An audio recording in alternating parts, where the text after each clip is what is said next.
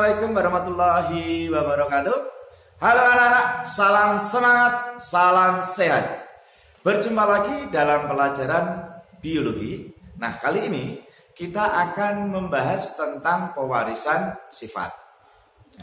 Coba anak-anak, pernahkah kalian membandingkan wajah kalian dengan kedua orang tua atau dengan saudara-saudara kalian pada saat kalian bercermin? Saat membandingkan wajahmu dengan wajah kedua orang tua atau saudaramu, besar kemungkinan kamu akan melihat banyak kesamaan. Mengapa demikian? Hal ini terjadi karena adanya faktor-faktor yang diwariskan yang menentukan suatu sifat. Bagaimana konsep pewarisan sifat pada makhluk hidup ini? Pewarisan sifat atau hereditas merupakan penurunan sifat dari induk kepada keturunannya. Ilmu yang mempelajari tentang pewarisan sifat ini disebut dengan genetika. Sifat-sifat makhluk hidup diwariskan melalui sel kelamin jantan dan sel kelamin betina. Bagian yang bertanggung jawab pada penurunan sifat ini terdapat pada bagian inti sel atau nukleus. Nah, kita sudah belajar tentang substansi genetika yang membahas tentang kromosom, gen, dan DNA, di mana kromosom, gen, dan DNA inilah yang mengendalikan pewarisan sifat pada makhluk hidup. Orang yang pertama kali meletakkan dasar tentang genetika adalah Gregor Johann Mendel, sehingga beliau disebut dengan Bapak Genetika.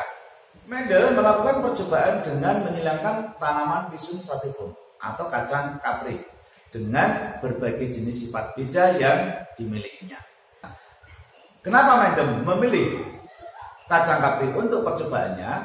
Nah, alasannya yang pertama, memiliki pasangan sifat beda yang mencolok atau kontras. Yang kedua, dapat melakukan penyerbukan sendiri atau autogami. Ketiga, mudah dilakukan penyerbukan silang. Yang keempat, waktu yang diperlukan untuk menghasilkan keturunan relatif cepat. Dan yang kelima, dapat menghasilkan keturunan yang cukup banyak. Nah, anak-anak, mari kita simak terus video pembelajaran kali ini. Sebelum kita lanjut pembahasan tentang pewarisan sifat, ada baiknya kita memahami istilah-istilah penting yang nanti sering ditemukan pada pembahasan materi ini. Yang pertama, yaitu alel. Yang dimaksud dengan alel adalah pasangan gen yang terletak pada lokus yang bersesuaian pada kromosom yang homolog. Istilah berikutnya parental atau sering disingkat dengan P. Ini untuk menggambarkan induk atau orang tua. Yang ketiga filial atau F. Ini menggambarkan keturunan. F1 berarti keturunan yang pertama, F2 keturunan yang kedua, dan seterusnya. Istilah berikutnya sifat dominan, yaitu sifat yang mengalahkan sifat alelnya. Kebalikan dari sifat dominan adalah sifat resesif, yaitu sifat yang dikalahkan oleh sifat alelnya. Yang keenam, fenotip, yaitu sifat yang dapat diamati atau diindra. Genotip, yaitu sifat yang tidak dapat diamati secara langsung. Genotip adalah gen yang menentukan dari suatu fenotip. Genotip disimbolkan dengan sepasang huruf. Contohnya, ada sepasang huruf M besar, M besar, M besar, M kecil, dan M kecil, M kecil. Gen yang mewakili sifat dominan disimbolkan dengan huruf kapital. Sedangkan gen yang mewakili sifat resesif disimbolkan dengan huruf kecil. Istilah berikutnya homozigot, yaitu individu yang genotipnya terdiri dari alel dominan atau alel resesif yang sama. Contoh, M besar, M besar. M besar di sini alelnya juga M besar. Ini disebut dengan homozigot dominan. Contoh yang kedua, M kecil, alelnya M kecil, berarti sama-sama. Ya, ini disebut dengan homozigot resesif. Yang kesembilan, heterozigot, yaitu individu yang genotifnya terdiri dari alel dominan dan resesif. Contoh, gen M besar, M kecil. Di sini dominan, alelnya resesif. Baik anak-anak, telah dijelaskan di awal, Mendel melakukan penelitian dengan menyilangkan tanaman Rhizum sativum atau kacang ercis dengan berbagai sifat beda. Dan akhirnya memunculkan pola-pola pewarisan sifat menurut Mendel. Pola pewarisan sifat ini dituangkan dalam hukum Mendel. Ada dua macam hukum Mendel, yaitu hukum Mendel yang pertama dan hukum Mendel yang kedua. Kita bahas dulu yang pertama, yaitu hukum Mendel yang pertama. Hukum Mendel yang pertama dikenal sebagai hukum segregasi. Selama proses meiosis berlangsung, pasangan-pasangan kromosom homolog saling berpisah. Setiap set kromosom yang berpisah akan terkandung di dalam tiap sel gamet. Di bawah ini akan saya tampilkan ilustrasi pembelahan meiosis pada saat pembentukan sel gamet. Pada saat pembentukan sel gamet, kromosom akan berpisah hingga gen juga akan ikut berpisah. Nah, misalkan di sini ada dua kromosom, pada fase anafasi, kromosom ini akan saling berpisah. Nah, kita tahu di dalam kromosom juga terdapat gen, maka gen yang terdapat di dalam kromosom juga ikut berpisah. Prinsip demikian dikenal sebagai prinsip segregasi secara bebas. Dengan demikian, setiap sel gamet hanya mengandung satu gen dari alelnya. Hukum Mendel 1 diperoleh dari persilangan monohibrid, yaitu persilangan dengan satu sifat beda. Jadi hanya satu sifat saja yang diperhatikan. Di sini dicontohkan, disilangkan tanaman berbunga merah atau fenotip merah dengan tanaman berbunga putih atau berfenotip putih. Nah, bagaimana Mendel menjelaskan persilangan monohibrid ini? Yaitu dengan diagram persilangan. Perhatikan anak-anak, bagaimana menulis diagram persilangan. Yang pertama harus ditulis adalah parental atau induk, ya, atau P. Nah, tadi disilangkan antara tanaman berfenotip merah dengan tanaman berfenotip putih. Nah, jika merah di sini adalah dominan, sedangkan putih resesif, maka gen merah atau gen yang menentukan warna merah harus ditulis dengan huruf kapital, sedangkan yang putih harus ditulis dengan huruf kecil. Nah, gen pada umumnya dilambangkan oleh huruf pertama dari suatu fenotip. Jika di sini fenotipnya merah, maka kita ambil yang huruf N. Maka untuk fenotip merah ditentukan oleh gen M besar. Sedangkan yang putih karena resesif ditentukan oleh gen M kecil. Nah, maka fenotip merah di sini genotifnya adalah M besar, M besar. Sedangkan putih genotifnya adalah M kecil, M kecil. Ya. Hukum Mendel yang pertama mengatakan bahwa pada saat pembentukan sel gamet, gen-gen akan berpisah secara bebas. Nah, di sini ada genotif M besar, M besar. Gen M besar, gen M besar. Nah, pada saat pembentukan sel gamet, gen-gen ini akan berpisah. Jadi, pada gamet yang memiliki gen M besar, di sini juga gamet yang memiliki gen M besar. Untuk genotif M kecil, maka akan terbentuk gamet ya, yang memiliki genotif yang memiliki gen M kecil, juga gamet yang memiliki gen M kecil.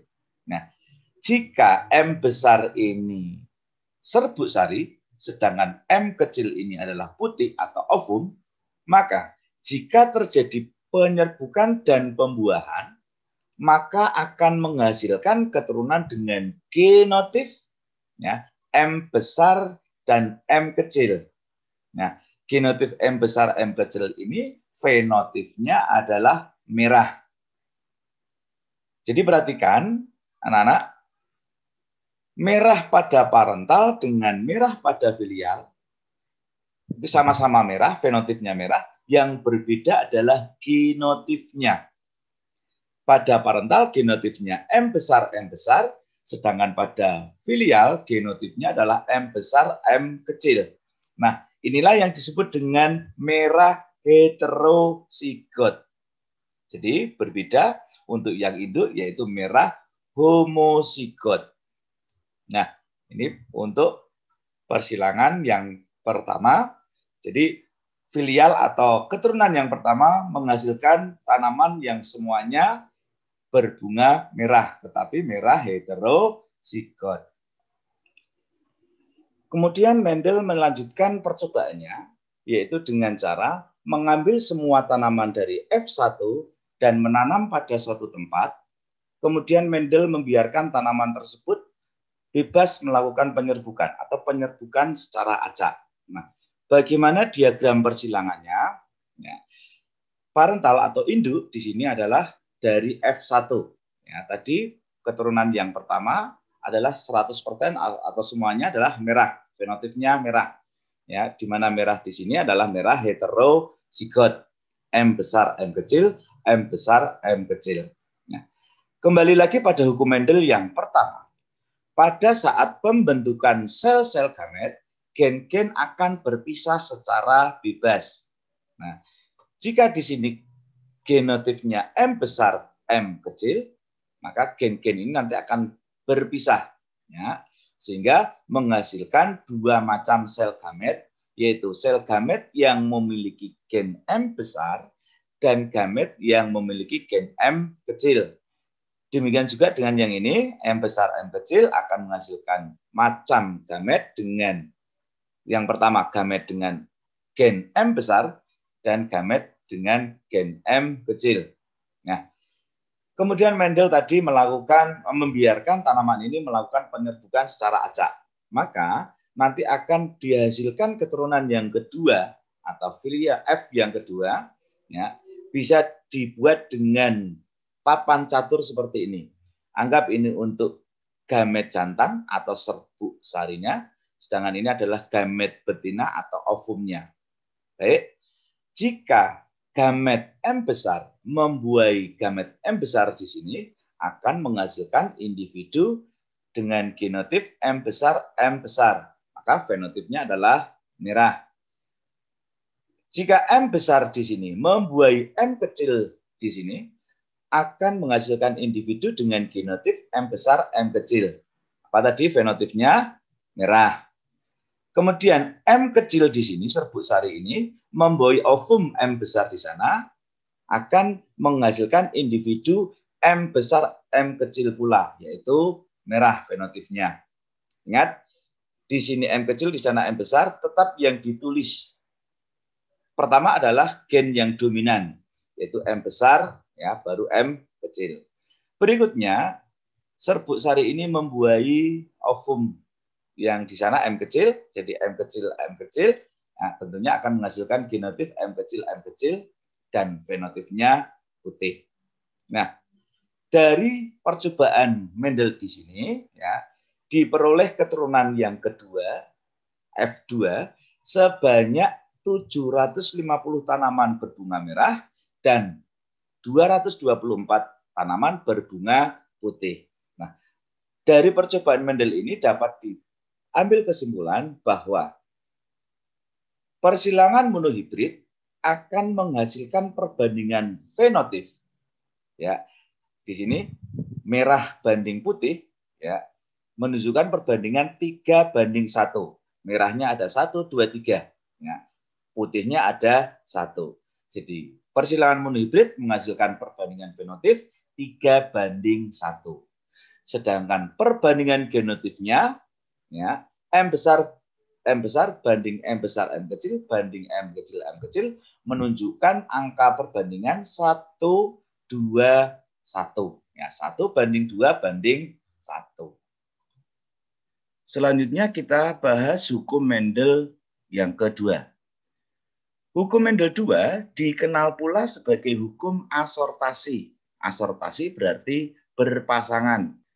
Menurut hukum Mendel 2 ini, pada saat pembentukan sel gamet, setiap gen atau sifat yang bukan alelnya akan berpasangan secara bebas dengan gen atau sifat yang lain. Nah, untuk lebih memahami hukum Mendel 2 ini, saya berikan ilustrasi demikian. Ya. Di sini ada genotif individu B besar, B kecil, K besar, K kecil. Ya.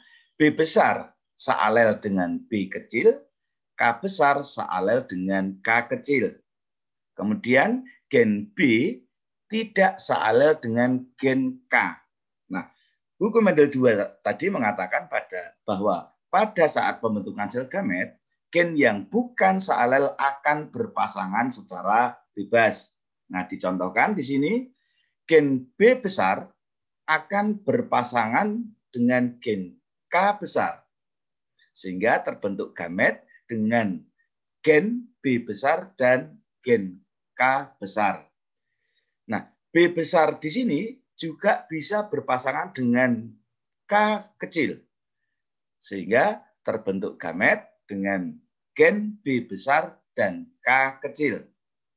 Nah, kemudian B kecil di sini bisa juga berpasangan dengan K besar. Sehingga terbentuk gamet B kecil, K besar. Nah, kemudian B kecil di sini juga bisa berpasangan dengan K kecil. Maka akan terbentuk gamet dengan gen B kecil dan K kecil. Nah, inilah hukum Mendel yang kedua, bahwa pada saat pembentukan sel gamet, gen-gen yang tidak sealel akan berpasangan secara bebas, ya, sehingga terdapat pada gamet-gamet hasil pembelahan meosisnya.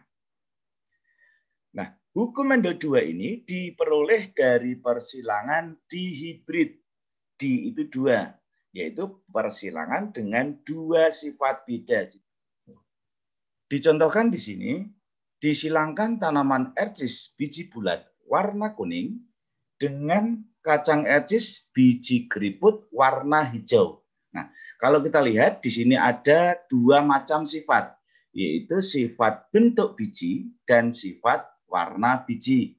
Ya, bentuk biji bulat warna kuning, bentuk biji keriput warna hijau. Nah, bagaimana penjelasan persilangan monohibrid ini? Yaitu dengan menggunakan diagram persilangan. Masih ingat ya, membuat diagram persilangannya? Yang pertama harus ditulis adalah parental atau induk. Tadi disilangkan antara tanaman ercis berbiji bulat warna kuning dengan tanaman ercis berbiji keriput warna hijau. Nah, jika bulat dominan terhadap keriput atau kisut, kuning dominan terhadap hijau, maka genotifnya seperti apa? Bulat dominan terhadap keriput, maka kita pakai huruf B karena sifat yang dominan, ya, dan ditulis dengan huruf kapital. Kuning juga demikian, dominan terhadap hijau, maka kita pakai huruf K dan ditulis dengan huruf kapital. Ya, jadi untuk bulat kuning genotifnya adalah B besar, K besar, K besar. Sedangkan yang keriput dan hijau, karena ini resesif, maka ditulis dengan huruf kecil, yaitu B kecil, K kecil, K kecil. Nah, kemudian setelah parental adalah pembentukan sel gametnya. Hukum Mendel yang kedua, ya, gen-gen yang tidak sealel akan berpasangan secara bebas. Nah, karena di sini homozigot B besar, K besar, K besar, ini juga homozigot B kecil, K kecil, maka belum terlalu tampak di sini untuk hukum Mendel yang kedua.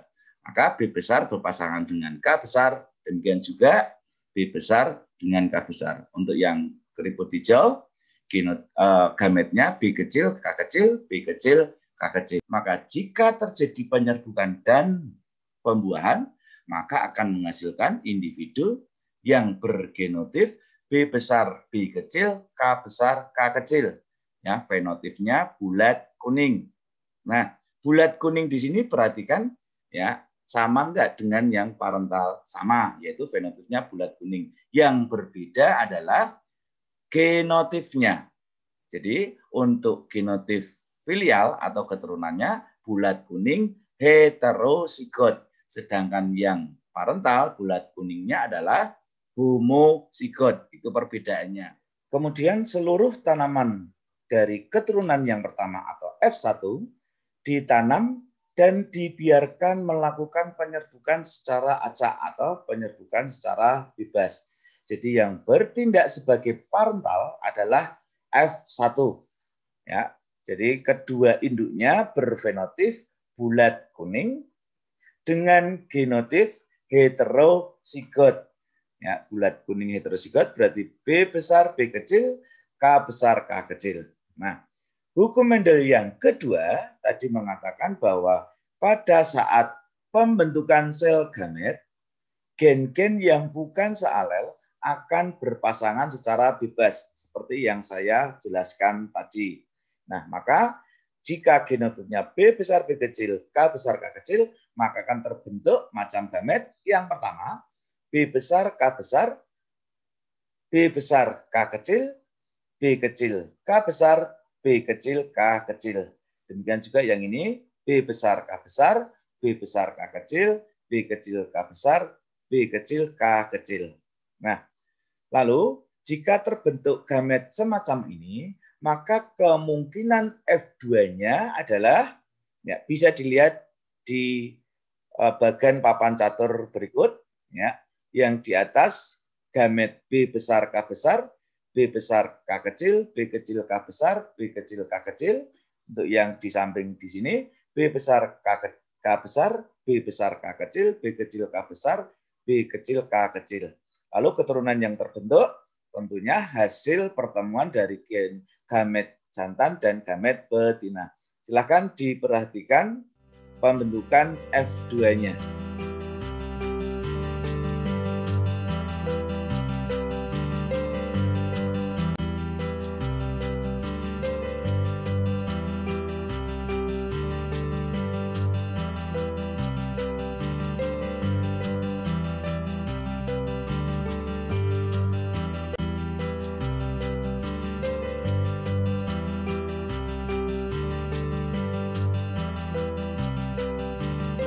Nah, setelah memperhatikan tabel papan catur tersebut, maka dari persilangan yang kedua diperoleh F2 atau keturunan yang kedua dengan hasil perbandingan fenotip bulat kuning banding bulat hijau banding kisut kuning banding kisut hijau menunjukkan angka perbandingan 9 untuk bulat kuning banding 3 untuk bulat hijau, banding 3 untuk kisut kuning, dan 1 untuk kisut hijau. Nah, jadi pada persilangan dihibrid akan menghasilkan perbandingan fenotip pada F2-nya, yaitu dengan perbandingan 9 banding 3 banding 3 banding 1.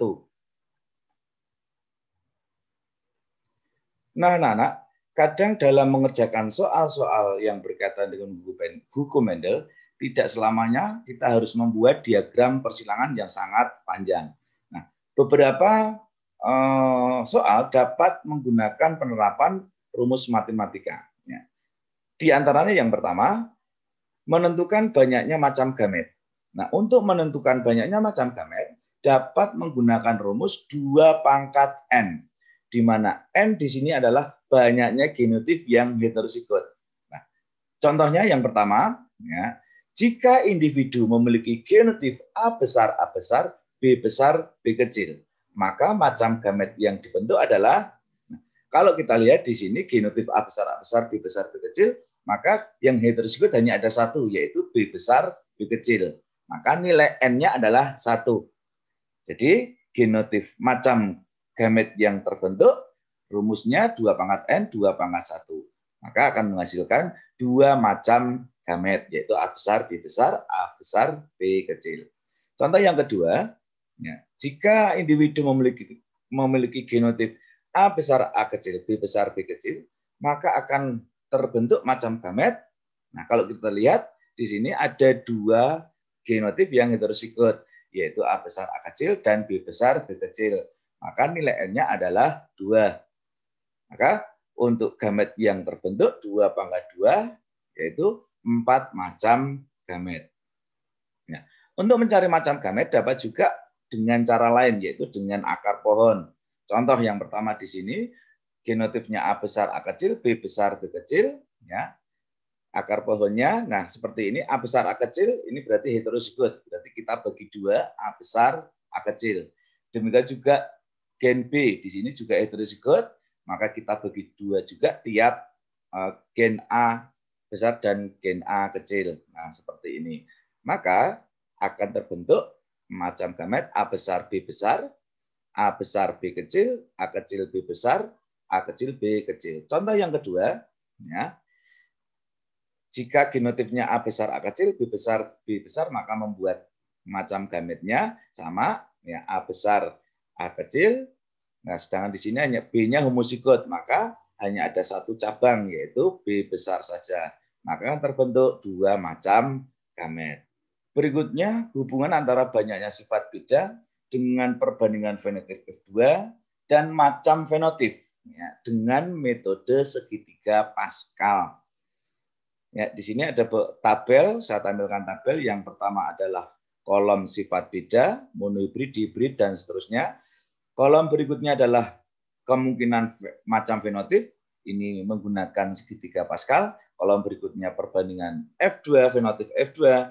Kolom berikutnya jumlah macam fenotip. Nah, tabel ini cara membacanya seperti ini. Contoh yang pertama, sifat beda monohibrid. Ya, monohibrid menggunakan perbandingan 1:1. Ini segitiga Pascalnya. Ya, kita tahu perbandingan fenotip pada F2 3:1. Nah, kalau kita hubungan dengan segitiga Pascalnya, ini 1:1. Nah, ini bisa diartikan angka 3, pembanding 3-nya ada 1, satunya ada 1. Ya. Dan jumlah macam fenotipnya 2 macam. Ini hasil dari penjumlahan dari angka di segitiga Pascal 1 tambah 1. Berikutnya sifat beda yang kedua yaitu dihibrid. Ya, dihibrid angka segitiga Pascalnya adalah 1, 2, 1.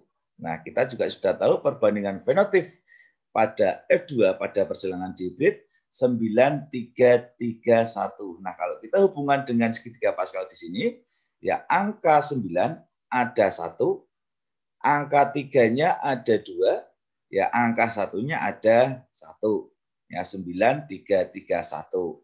Nah, jumlah macam fenotipnya hasil penjumlahan dari segitiga Pascal ini 1 ditambah 2 tambah 1, semuanya ada 4. Nah, contoh berikutnya untuk yang trihibrid. Ya, trihibrid menggunakan segitiga Pascalnya adalah 1, 3, 3, 1. Nah, untuk perbandingan fenotip di trihibrid itu menunjukkan angka perbandingan 27, 9, 9, 9, 3, 3, 1. Ya. Jadi 27-nya ada berapa di sini? Ada 1. Ya. Kemudian angka 9-nya di sini ada berapa? 1, 2, 3 sesuai dengan hukum dengan segitiga Pascal. Kemudian 3-nya juga ada 3, ya, 1, 2, 3. Satunya ada 1. Nah, jumlah macam fenotip di F2-nya merupakan hasil penjumlahan di segitiga Pascal di sini 1 tambah 3 tambah 3 tambah 1 yaitu 8. Nah, berikutnya contoh theta hibrid, pentahibrid, dan seterusnya. Baik anak, bagaimana setelah kalian menyimak video pembelajaran kali ini? Semoga materi yang Pak Dudi berikan melalui video kali ini dapat kalian pahami dengan baik. Dan tak lupa pesan dari Pak Dudi, selalu jaga kesehatan, tetap semangat belajar, dan sampai ketemu di pertemuan yang akan datang. See you!